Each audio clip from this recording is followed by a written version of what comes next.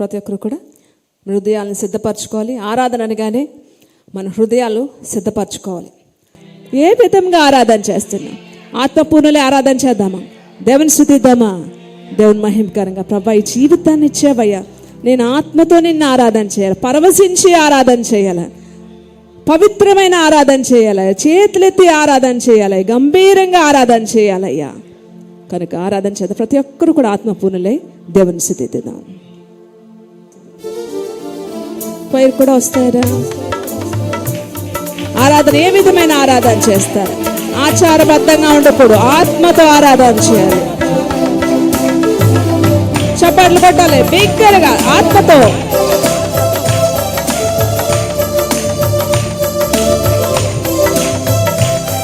ఆత్మపూర్ణలే గట్టిగా చప్పట్లు కొడతారు.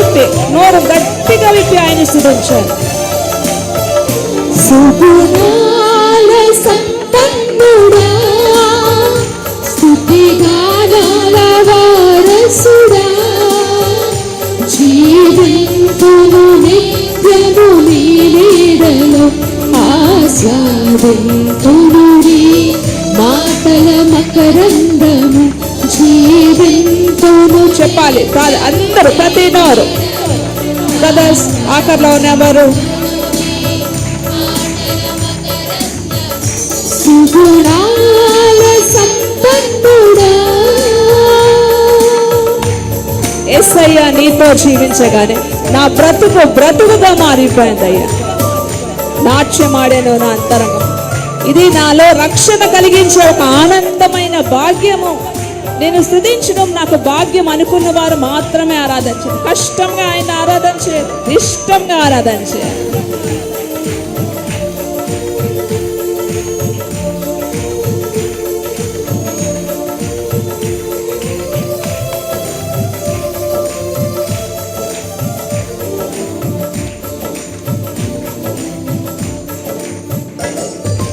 యేసయ్యా నీతో నిలిచగానే నా బ్రతుకుగా మారేనులే. చెప్పాలి, మీరు చెప్పాలి. మీరు చెప్తారా? యేసయ్యా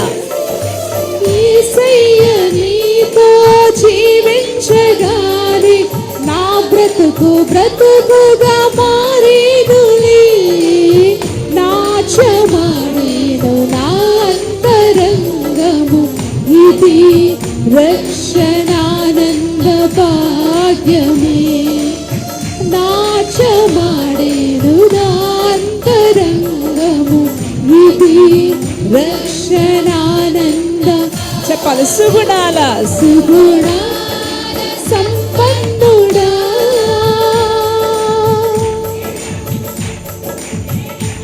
యేసయ్య నిన్ను వెన్నంటగానే ఆజ్ఞల మార్గము కనిపించు. నీవు నన్ను నడిపించగలవు. నేను నడవవలసిన మార్గములో, సరైన మార్గంలో.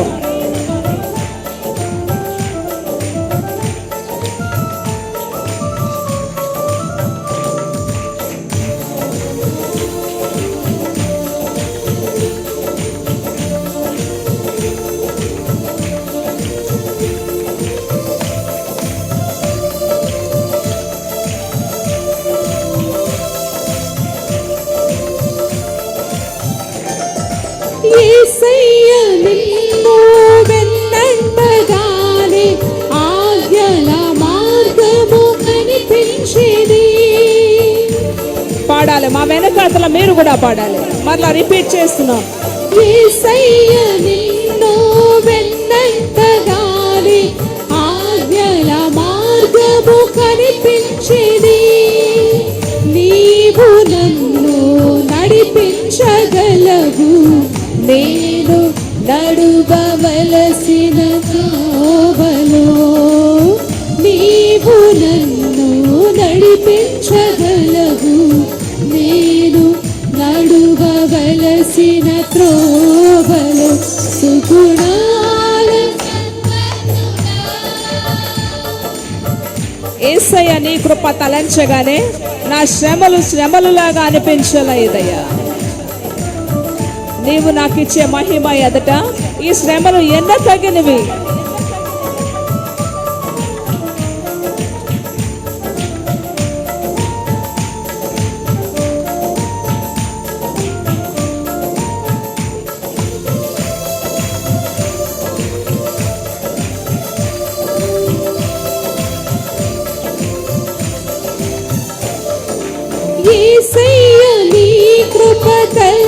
తలంచగానే నా శ్రమలు శ్రమలుగా అనిపించలేదే. ఆరాధనకు సిద్ధపడతారా? యేసయ్య నీ కృప తలంచగానే నా శ్రమలు శ్రమలుగా అనిపించలేదే. నీవు నాకిచ్చే మహిమా ఎదుట ఇవి ఎన్న తగినవి కావులే. నీవు నాకిచ్చే మహిమా ఎదుట ఇవి ఎన్న తగినవి. చెప్పాలి. సుగుణాల సంపన్నుడా, స్తుతి గానాల వారసుడా, జీవింతును నిత్యం. చప్పట్లు కొడుతూ ఆరాధనకు సిద్ధపడాలి. ఆత్మతో ఆత్మతో ఆత్మతో ఆరాధనకు సిద్ధపడాలి. ప్రతి నోరు పక్షులు, ఆకాశ పక్షులు ఆయన స్తుతిస్తున్నాయి. వృక్షాలన్నీ ఆయన సృష్టి ఆయన స్తుతిస్తున్నాయి. మరి ఆయన చేతితో చేసుకున్న మనము జీవింతును నిత్యము నీ నీడలో, ఆస్వాదింతును నీ మాటల మకరందము. జీవింతును నిత్యము నీ. ఆత్మపూర్ణులే ఆరాధన చేద్దామా? ఆత్మతో తండ్రి అయిన దేవుడు యేసు ప్రభు పరిశుద్ధాత్మ త్రియేక. జీవింతును సిద్ధపడాలి. ఆరాధనకు సిద్ధపడాలి. ఆత్మపూర్ణులే ఆరాధన చేయాలి. బలమైన ఆరాధన చేయాలి. జీవింతును నిత్యము. ఆరాధన చేద్దామా? బలముగా ఆరాధన చేద్దాం. నీ ఆరాధన ఆయనకు వినబడాలి. జీవింతును చూడండి, మీ స్వరాలు ఆయనకు వినబడాలి. మనుషులను సంతోషపెట్టడానికి కాదు. మనుషులను సంతోషపెట్టద్దు. నీకొక జీవితాన్ని ఇచ్చిన దేవుని సంతోషపెట్టాలి.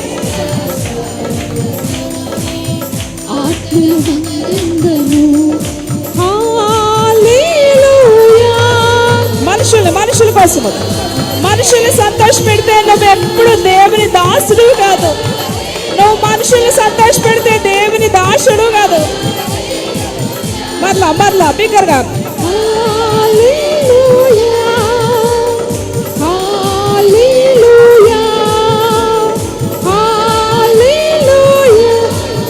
చూడండి, మీ మనోనేత్రాలు చెప్పాలి.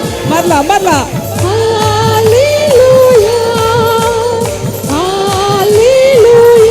మనుషుల్ని సంతోష పెట్టాలి. నువ్వు దేవుని సంతోష పెట్టాలి. మరలా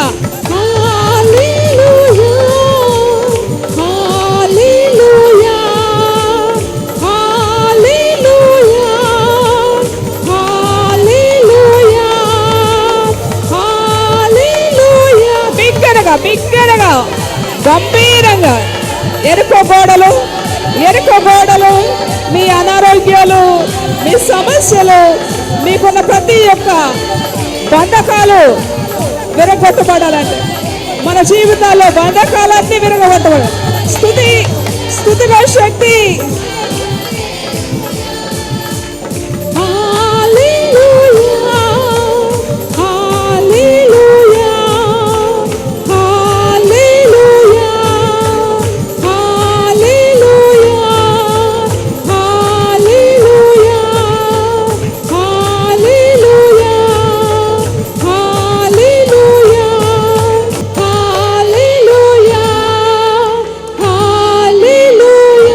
ఏక స్వరముతో రెండు చేతులు పైకెత్తండి. ఏక మనసుతో రెండు చేతులు ఆయన వైపు. మనుషుల్ని సంతోష పెట్టద్దు. నువ్వెప్పుడు దేవునికి దాసుడు కదా. దేవుడు సంతోషించాలి.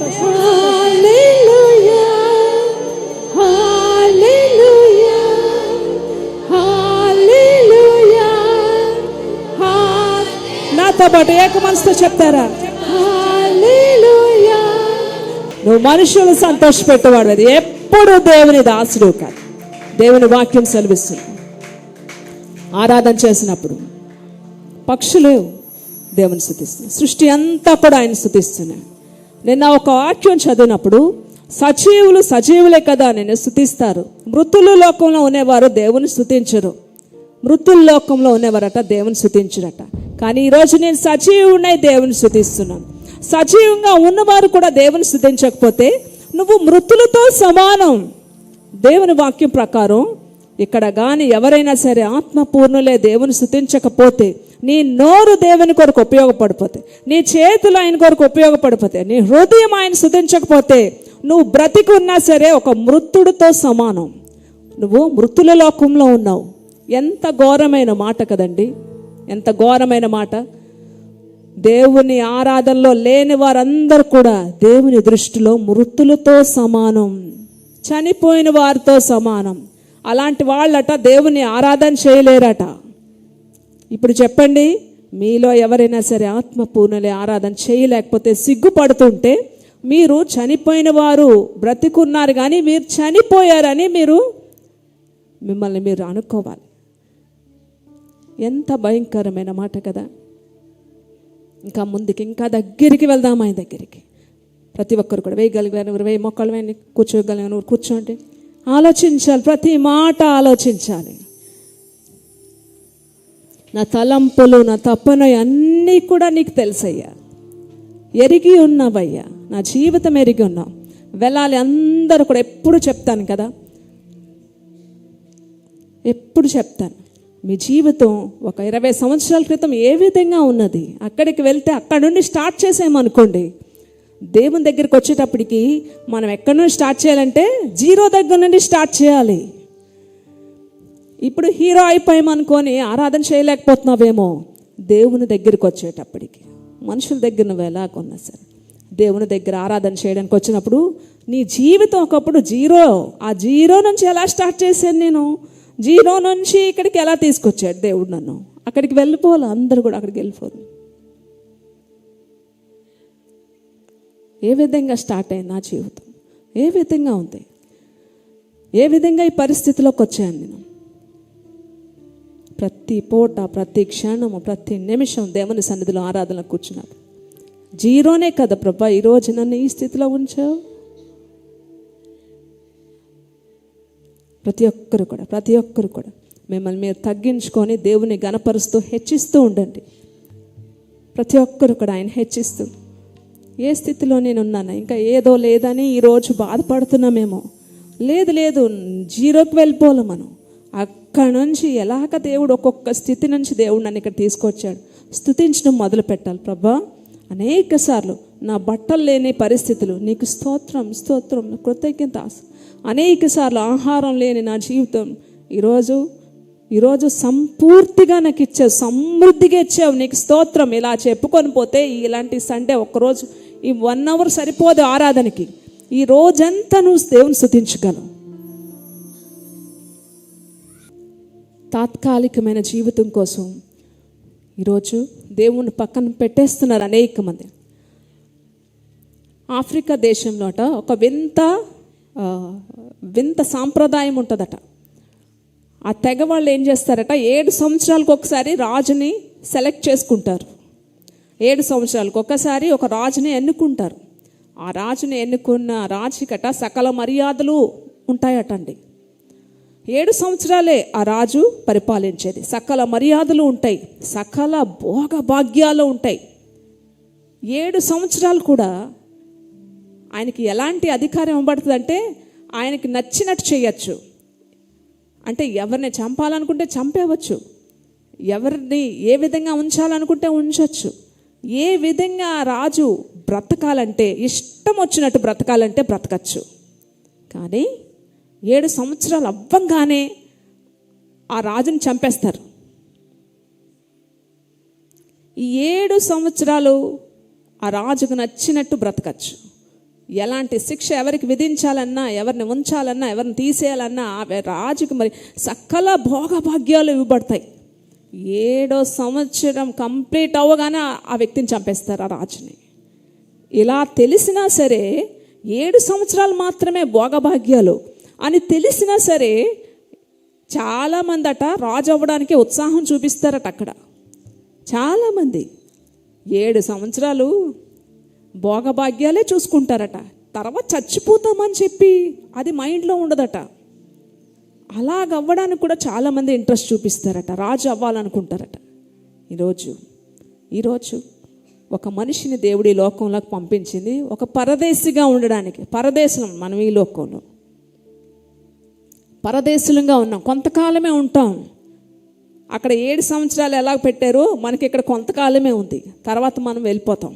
కానీ తర్వాత ఏదో ఒక రోజు మనం చనిపోతాం. మనం వెళ్ళాల్సిన నిత్యత్వంలోకి వెళ్ళాలని తెలిసి కూడా ఈరోజు అనేక మంది లోకమే కావాలి, ఈ ఆశలే కావాలి, ఇందులోనే మేము ఉండాలి, తర్వాత చచ్చిపోతామా, నరకానికి వెళ్తామా, పరలోకం వెళ్తామా, ఎప్పుడు చేస్తామో అప్పుడు కదా చూసుకోవచ్చు, ముందు మనకి ఇది కావాలి, ఈ భోగభాగ్యాలు, ఈ లోకంలో ఆశలు ఇవన్నీ కావాలి, తర్వాత చూసుకుందులే అని అనేక మంది ఈరోజు ఉన్నారండి. ఇలాగే ఉన్నారు. సేమ్ చచ్చిపోతామని తెలిసి కూడా రాజు అవ్వాలని కోరుకుంటారట.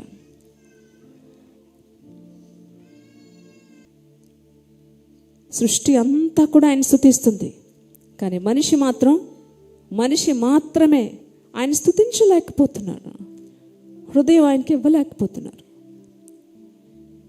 మరొకసారి ఆయన ఆరాధన చేద్దామా? మనుషుల్ని ఎప్పుడు మీరు ఆరాధనకు వచ్చినప్పుడు వాళ్ళు చూస్తారేమో, వీళ్ళు చూస్తారేమో, నేను ఏడుస్తుంటే ఎవరైనా చూసి నవ్వుతారేమో, నేను ఇప్పుడు ఇంత ఉన్నత స్థాయిలో ఉన్నాను కాబట్టి నేను చేతులు ఎత్తితే అసహ్యంగా ఉంటుందేమో, నోరు విప్పి దేవుని స్తుతిస్తుంటే బాగోదేమో అనుకుంటున్నారు. ఎవరైనా తలదించుకుంటున్నారు ఆయన స్తుతించడానికి. తలెత్తుకొని ఆయన ఆరాధన చేయాలి, చూసారా? బయట చూసారా ఎలాంటి ఆచారాలు? అలాంటివి దేవుడు మనల్ని అడగలేదు. నీ హృదయం నా కుమారుడు, నీ హృదయం నాకు ఆత్మతో సత్యముతో ఆరాధన చేయి, విరిగి నలిగిన మనస్సు నాకు కావాలి. ఎంతమంది ఇస్తున్నారండి? మనుషులను సంతోషపెట్టాలని ఎప్పుడు చూడకండి. మనుషులను సంతోషపెట్టువాడట ఎప్పుడు దేవుని దాసుడు కాదట, దేవుని సంతోషపెట్టువాడే ఆయన దాసుడు. ఇప్పుడు నువ్వు చేసే ఆరాధనలో నువ్వు మనుషులను సంతోషపెడుతున్నావా? నీకోసం రక్తం కాచి నీకు భోగభాగ్యాలతో సర్వ సమృద్ధిని నిత్యత్వంలో దాచిపెట్టిన దేవుని సంతోషపెట్టాలనుకుంటున్నావా? అయితే ఆరాధన చేద్దాం. హృదయపూర్వకంగా కన్నీటితో విరిగి నలిగిన మనసుతో ఆరాధన చేద్దాం. మరొక్కసారి ఆరాధన చేద్దాం.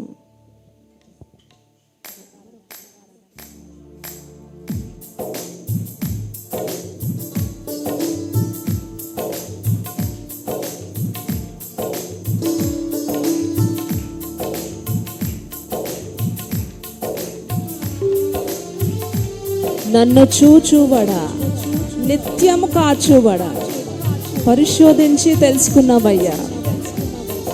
చుట్టూ నన్ను ఆవరించి నేను కూర్చోవడం, లేచి ఉండడం అన్నీ నీ వెరిగి ఉన్నావయ్యా.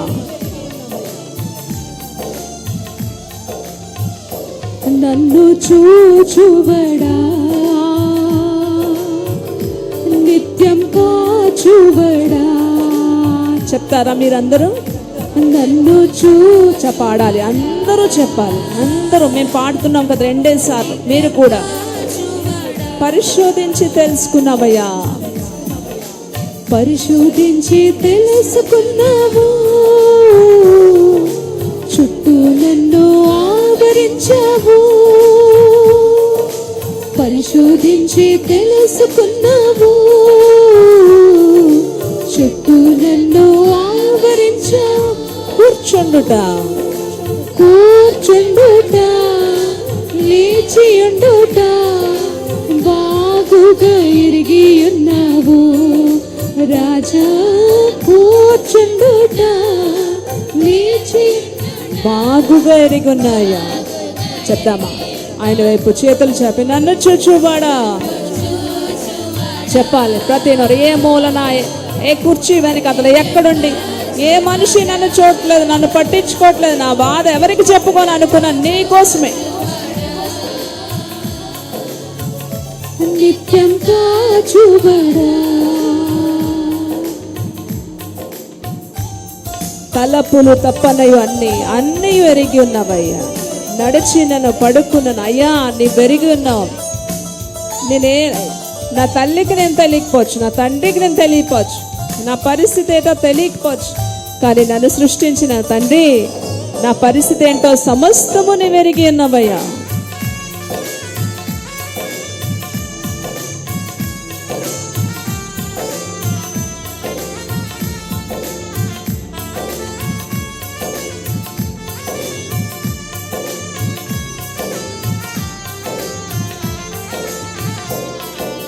తలంపులు తపనయు అన్నీ ఎరిగి ఉన్నావు. తలంపులు తపనయు అన్నీ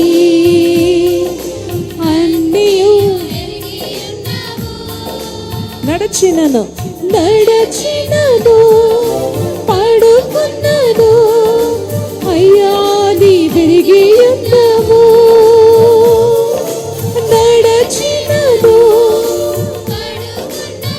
చెప్తామా? ధన్యవాదమయ్యా,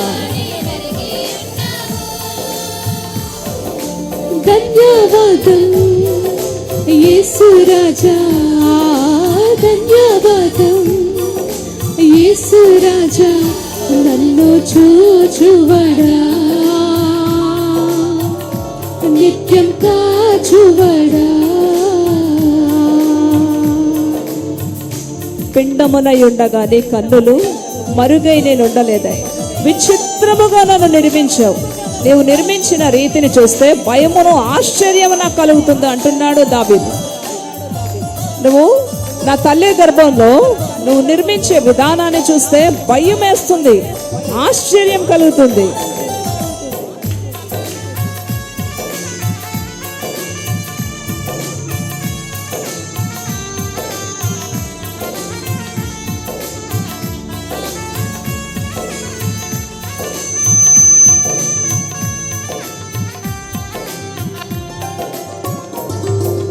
పిండమునై ఉండగాని కన్నులకు మరుగై నేనుండలేదయ్యా.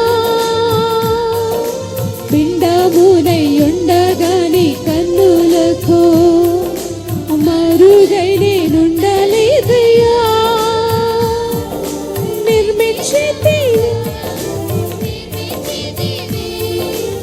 ఆశ్చర్యమే కలుగుచున్నది,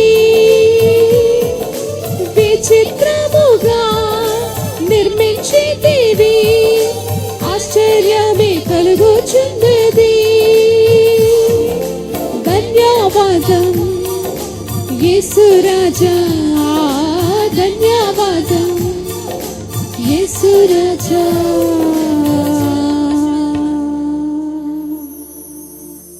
ఎంతమంది అండి ఆలోచిస్తున్నారు ఇక్కడ? పిండమునై ఉండగా ఆయన కన్నులు మనల్ని చూసి ఇప్పుడు మనల్ని వదిలేస్తారా?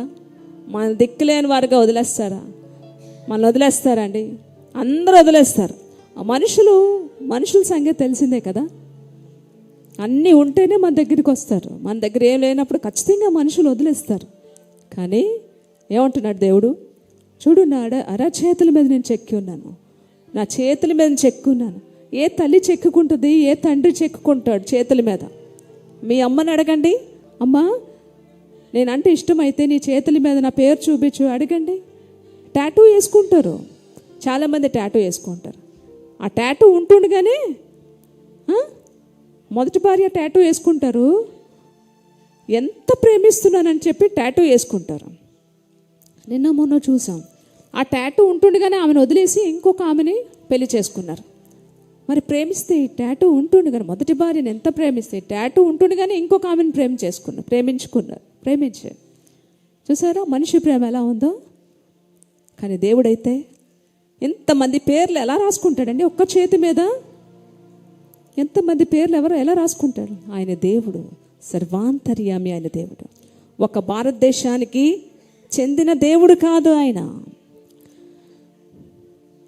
అమెరికాకి చెందిన దేవుడు కాదు, ఆంధ్రప్రదేశ్కి చెందిన దేవుడు కాదు, ఆఫ్రికాకి చెందిన దేవుడు కాదు. ఒక దేశానికి పరిమితం, ఒక ఊరికి, ఒక రాష్ట్రానికి, ఒక నగరానికి పరిమితమైన దేవుడు కాదు, సర్వాంతర్యామి అయిన దేవుడు. హల్లెలూయా. ఎక్కడైనా ఉంటాడు ఆయన. ఒక ప్రాంతానికి పరిమితమైన దేవుడు కాదు ప్రభువైన యేసుక్రీస్తు. సర్వాంతర్యామి అంటే ప్రపంచానికి పరిమితమైన దేవుడు ప్రభువైన యేసుక్రీస్తు. అందుకే ఎక్కడైనా ఉండగలడు, ఎక్కడి నుంచి అయినా చూస్తాడు. ఎక్కడ నువ్వు బాధపడుతున్నావు, నీ హృదయం ఏటో, నీ వేదనేటో తెలుసుకోగలిగిన శక్తిమంతుడు ఆయన. నన్ను చూచుబడా నిత్యం కాచుబడా, నన్ను చూచుబడా నిత్యం కాచుబడా. పరిశోధించి తెలుసుకున్నావయ్యా, పరిశోధించి తెలుసుకున్నావు, నువ్వు నన్ను ఆవరించావు. పరిశోధించి తెలుసుకున్నావు, చుట్టూ నన్ను ఆవరించావు. కూర్చుండుట లేచియుండుట బాగుగా ఎరిగి ఉన్నావు రాజా. కూర్చుండుట లేచియుండుట బాగుగా ఎరిగి ఉన్నావు. నన్ను చూచుబడా నిత్యం కాచుబడా, నన్ను చూచుబడా నిత్యం కాచుబడా. ఆ మహారాజు గట్టిగా చెప్పలు కూడా దేవస్తాం. సమస్త మహిమ ఘనత ప్రభావం ఆయనకే చెల్లును గాక. నిజముగా ఈరోజు మనుషుల్ని సంతోషపెట్టకుండా దేవునిగా సంతోషపెట్టి నా హృదయంతో ఆయన ఆరాధన చేసిన అన్నివారు ఎవరున్నారో ఇక్కడ, నిజముగా ఇలాంటి దేవుడు ఎక్కడా లేడు. ఈ దేవుడు దొరకడమే నాకు బ్రతుకు ధన్యం అనుకున్న వారు ఎవరైనా ఉంటే ఇప్పుడు కూడా సిగ్గుపడకుండా ఎలుగెత్తి ఆరాధన చేస్తారా? రెండు చేతులు పైకెత్తి బిగ్గరగా ప్రార్థన చేస్తారా? ఎంతమంది అయినా సరే